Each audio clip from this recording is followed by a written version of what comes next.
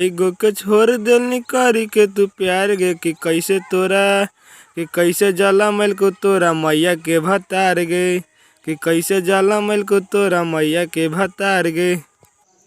Hello दोस्त, आप लोग को मेरा यूट्यूब चैनल में स्वागत है। और आप लोग देख रहे हैं एलईडी ऑफिशियल। और आज हम लिखे हैं एक भोजपुरिया गाना। आप लोग को अच्छा लगे तो लाइक करें और चैनल को सब्सक्राइब करें और वीडियो को ज़्यादा से ज़्यादा शेयर करें। कई गो के छोड़ देलनी करी के तू प्यार गे कई गो के छोड़ देलनी करी के तू प्यार गे कि कैसे जला मैल को तोरा मैया के भतार गे कि कैसे जला मैल को तोरा मैया के भतार गे। हे गे चल ही ऐसे जवानी तू देखा के छोड़ देनी केतना छौरन के रोवा के।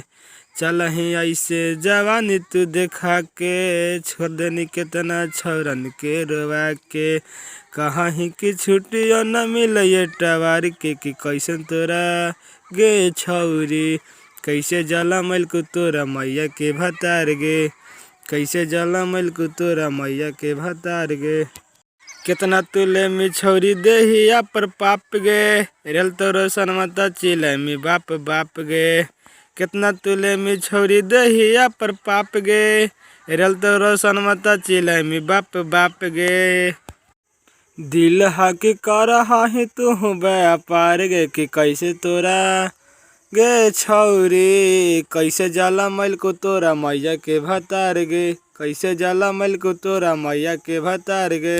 कई गो के कर देनी जिंदगी खराब गे कई गो के कर देनी जिंदगी खराब गे कि कैसे तोरा गे छौरी कैसे जला मैल को तोरा मैया के भतार गे कैसे जला मैल को तोरा मैया के भतार गे।